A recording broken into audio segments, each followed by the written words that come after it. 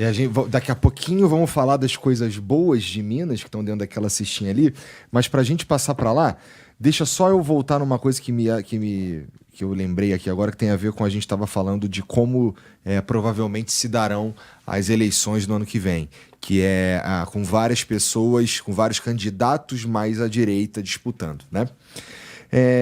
Você mesmo falou aí que o Bolsonaro, de certa forma, fundou a direita brasileira, né? Isso significa que o apoio do Bolsonaro é muito valioso, né?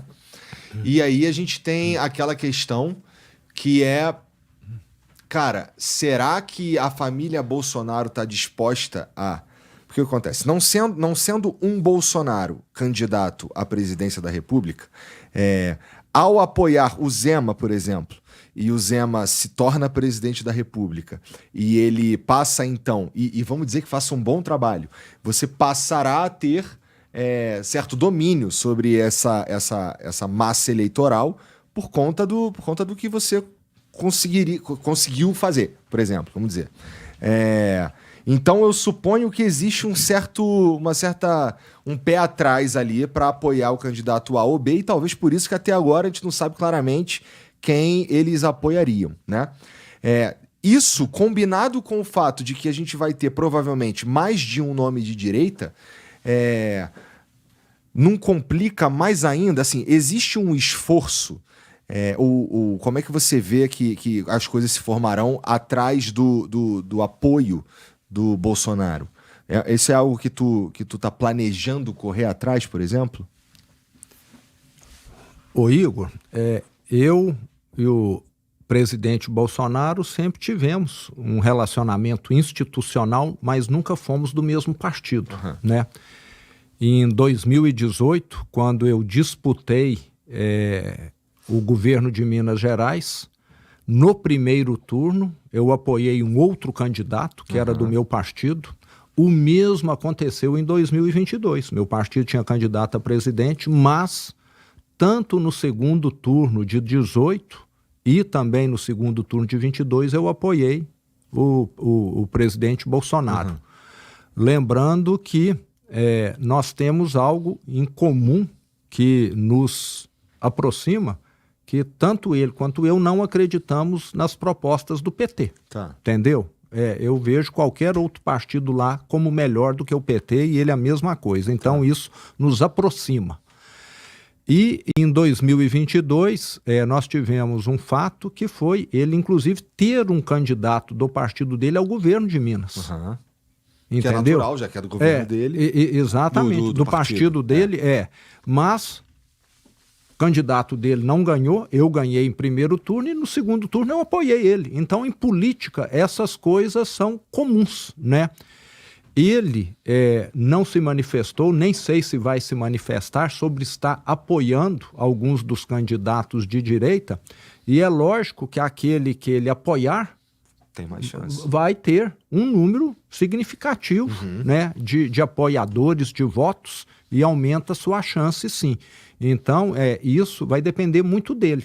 E com certeza vai ser alguém do partido dele. Entendi. Eu, pelo meu partido, eu já até me considero um tanto quanto com a chance extremamente pequena, mas tenho noção disso, porque já aconteceu em outras eleições, entendeu?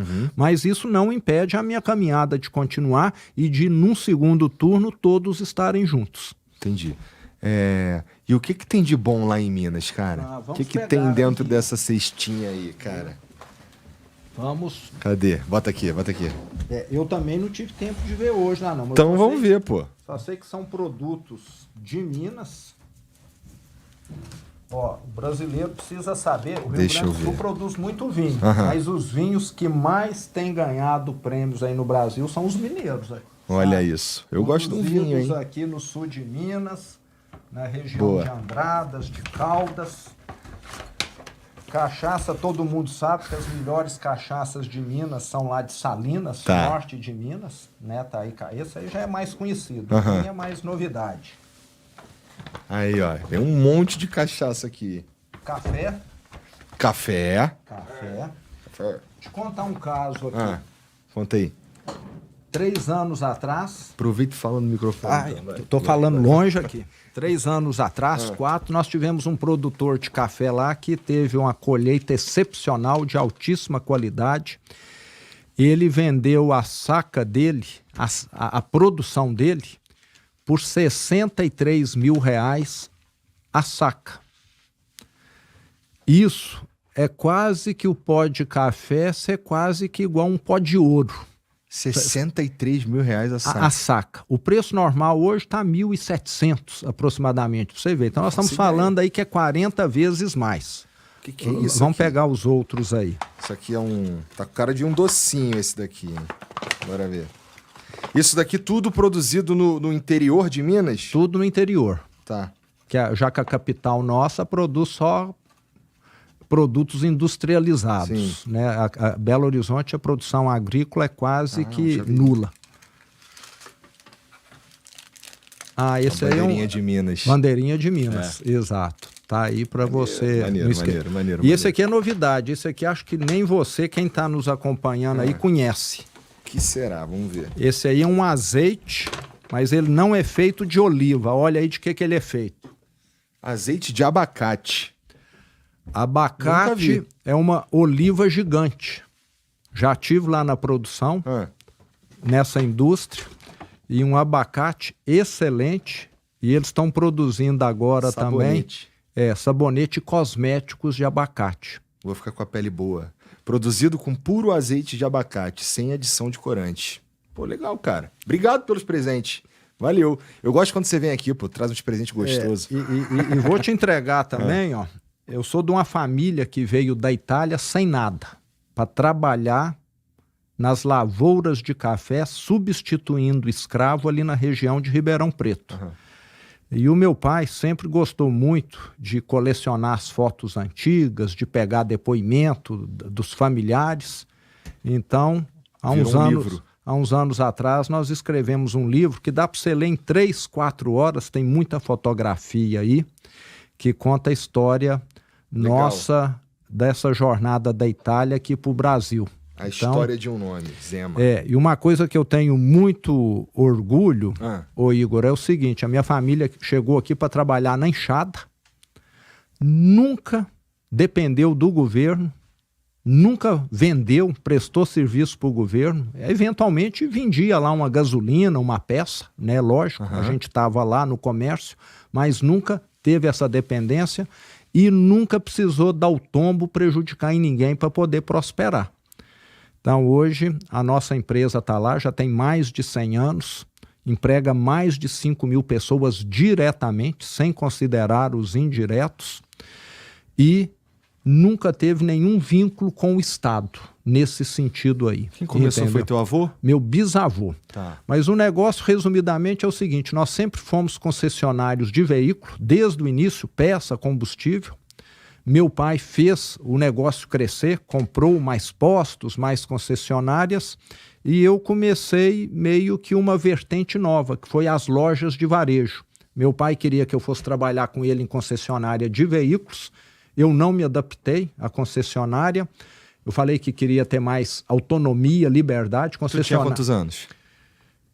Isso aconteceu, eu tinha 22 anos. Estava recém-formado. Estudei aqui em São Paulo, fiz faculdade aqui, mas sempre trabalhando. Férias eu estava lá trabalhando. Eu trabalho praticamente desde os 5 anos. Eu comecei a trabalhar quando eu aprendi a contar. 1, 2, 3. Meu pai já pôs para me contar parafuso e porca e arruela. Então, ele vendia a peça complicada e falava: conta 10 parafusos desse aí, 20 arruelas dessas, e eu já ajudava ele lá. Então, minha vida sempre foi é igual quem nasce numa casa de músico. Tá o piano ali, a guitarra aqui, não sei mais o que, toda hora tá fazendo. Eu tava lá, a minha casa era no meio, uma casinha de 40 metros quadrados, tava junto do negócio. Então aquilo era a vida do meu pai e a minha também. E meu pai passou por muitas dificuldades, herdou uma empresa praticamente falida, teve de reerguê-la. E aí eu acabei frustrando ele querendo que eu fosse vender Opala, Chevette, e eu falei: não vou dar conta disso aqui não gosto disso, até tentei. E fui abrir loja de eletrodoméstico. Falei: me empresta dinheiro que eu vou trabalhar com eletrodoméstico. E fiquei 30 anos abrindo loja em 470 cidades, a grande maioria em Minas. Tanto é que eu falo que eu conheço o estado de Minas, talvez não tão bem quanto os caminhoneiros, porque rodei mais de 2 milhões de quilômetros lá para abrir essas lojas, para acompanhar a operação. Troquei de carro mais de 20 vezes e trocava de carro lá na empresa. A regra era quando estava mais ou menos com 100 mil quilômetros. Então, andou muito. Andei bastante. E não sabia, né? Desde o final dos anos 80, quando eu comecei a fazer isso, eu já estava meio que fazendo política, que eu fui ficando conhecido em toda a cidade. Você concorda? É verdade. Toda cidade que eu chegava, eu alugava um imóvel, ficava conhecendo o pessoal da imobiliária, o dono do imóvel, ia na rádio anunciar, ficava conhecido na rádio, ia atrás de uma construtora para reformar o imóvel, ia atrás de não sei mais quem para fazer a entrega, ia atrás de não sei mais quem para prestar aquele tipo de serviço. Então, praticamente em todo lugar de Minas, alguém me conhecia já e deve ter contribuído na minha eleição lá em 2018. Provavelmente. Né? E a empresa tem mais de 3 milhões de clientes cadastrados também, que a empresa tem o meu sobrenome, é Loja Zema, que está escrito lá. Então, tudo isso deve ter contribuído sem eu saber, que eu nunca tive interesse de candidatar. Tu não tá mais no dia a dia da Loja Zema? Não. Desde que eu saí em 2016, foi praticamente 2 anos antes da eleição. Primeiro eu fui para o conselho e depois que eu fui eleito, nem no conselho eu participo mais. O que aconteceu? Tu cansou em 2016? Tudo na vida tem ciclo. Eu não sei se já aconteceu com você. Já. Né? E assim, teve um fato interessante que quando o partido me chamou para ser candidato, o Partido Novo, eu falei não de início. Eu falei, eu nunca fui político, agora que eu estou com 52 anos, 53, eu vou mudar de profissão. Pensa bem, alguém foi médico a vida inteira, aí chama ele para ser engenheiro. É meio difícil, não é? Então eu falei não, mas eu comecei, Igor, toda noite, de madrugada, acordar e a questionar. Eu sempre critiquei tanto o setor público, que é burocrático, que é lento, que atende mal, que já me prejudicou muito. Uma vez eu fiquei com um empreendimento lá, 3 anos pronto, um empreendimento grande, que nós gastamos muito, investimos muito, sem operar, faltando uma assinatura da Secretaria do Meio Ambiente em Minas Gerais. 3 anos. Em vez de dar 70 empregos, eu fiquei pagando 4 vigilantes para ficar vigiando o imóvel. E depois teve assinatura, mas 3 anos. Isso, às vezes, se é uma pessoa que não está bem estruturada, já quebra. Você entendeu? Se não fosse um negócio um pouco maior, quebraria. Então, eu sempre tive essa indignação, esse inconformismo com relação ao Estado. Aí aquilo começou a me incomodar, eu falava, agora estão me chamando para ser candidato, criticar, falar é muito fácil. Agora você está sendo convocado e não quer ir? Então, essa autocrítica minha me moveu, mas eu achei também que eu estava tendo tipo uma alucinação. Por quê? Aos 53 anos, com a vida resolvida, você ir procurar sarna para coçar, você concorda?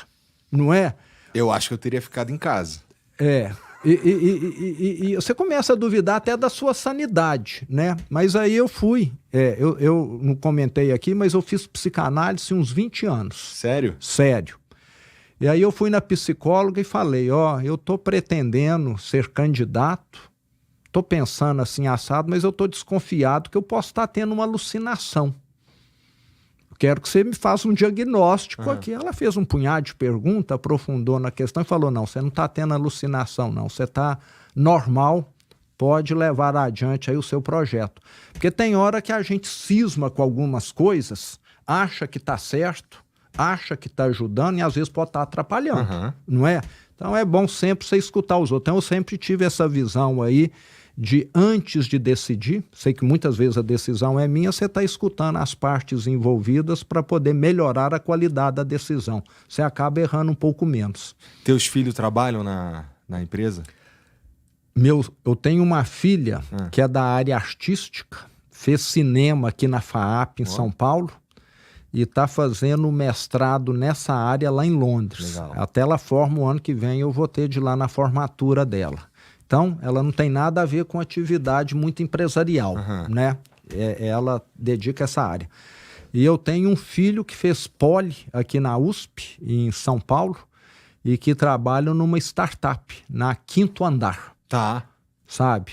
Trabalha lá. Começou lá recentemente, tem pouco tempo, e está na área de tecnologia. E lá nós temos também na empresa já consolidado o seguinte: você quer vir trabalhar na empresa, primeiro mostre que você é competente no mercado. Aí depois você vem. Entendeu? Para a empresa não ser cabide de emprego para ninguém. Então eu já tenho um sobrinho que é um pouco mais velho, que trabalhou aqui em diversas instituições financeiras, formou no INSPER e que já está lá ajudando.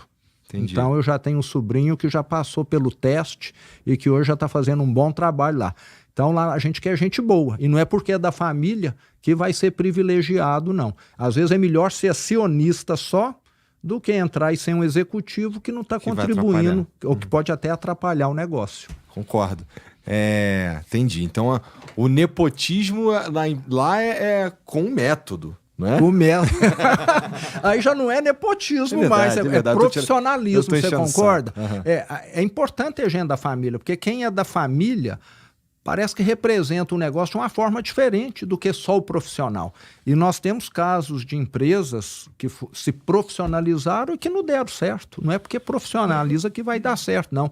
A família, eu aprofundei nisso muito, que eu vivi a maior parte da minha vida em negócios, em empresa privada, tem um papel importantíssimo.